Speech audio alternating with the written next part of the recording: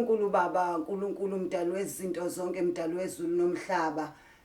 Ngimi manje Baba phambi kwakho, yimi uThenjiwe wakwaMashu, indodakazi kaNonhlanhla noThenene. Yimi Baba, ngizoveza ukukhala kwami Baba. Ngiyazi ukuthi wena wathi Engakhali ifela embelekweni. Kwasho wena kambe noma amaZulu?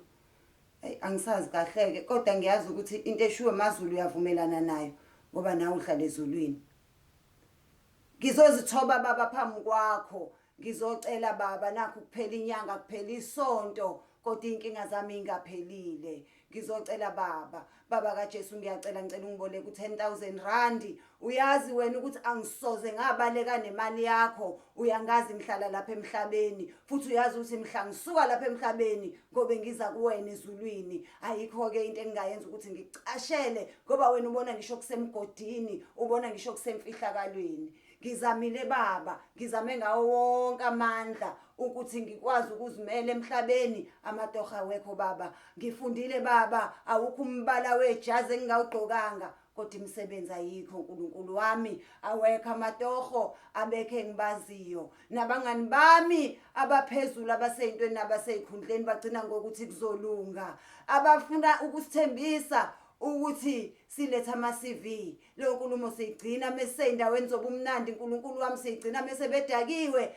bathi asoletha ama-CV bazosifakela ey'ndaweni, kodwa mese kuMonday sesithi siyabafonela abasiphenduli babe iy'ncingo zethu. Ngiyacela nje uNkulunkulu wami, ngiyazi ukuthi wena awulahli muntu, ngiyazi ukuthi ongakwenzanga namhlanje uyokwenza kusasa, ngiyazi ukuthi nami usazongibusisa. Ngithi-ke kule mali osazongibusisa ngayo, kulezi zinto ezinhle osazongenzela kuzona, ngicela nje ungithathele nje u10,000 rand ungiboleke wona. Ke ngithi ukuphesha lapha nalapha, angithi ngiphe uNkulunkulu, ngithi ngiboleke kulokho kwami osazongenzela kona. Ngithi ngiboleke Baba, ngizoyikhokha, angeke ngikubalekele ngoba wena awubalekelwa. Uyongibona ngisho ngingathiwa ngicashe kuphi, akukho kwenzeka emhlabeni ongakuboni, futhi uyazi ukuthi mhla ngisuka la emhlabeni ngobe ngiza kuwena ezulwini. Ngiyacela ke Baba, emabhenki abakwazi ukunginika imali, bathi ngoba ngisebenzi bakhuluma ngama-credit record. Wena-ke awuyena uNkulunkulu we-credit record,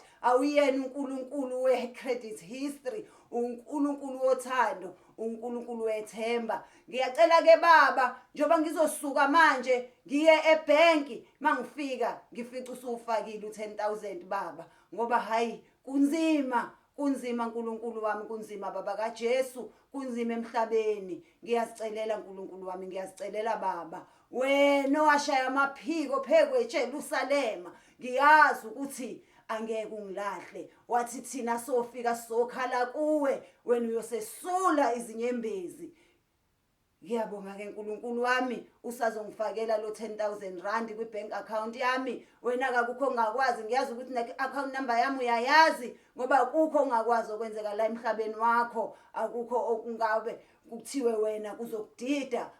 Ngiyacela uNkulunkulu wami, noma ungafaka kuliphi ibhenki, uyangazi ke wena nginamabhangi amabili, uyofaka nje noma ikuliphi. Uma kuwukuthi kuyakusinda lokho ngathi 5-5, ngoba wena uNkulunkulu ongahluleli, awufuni kuthi uthande elinye ibhenki udlule elinye ibhenki.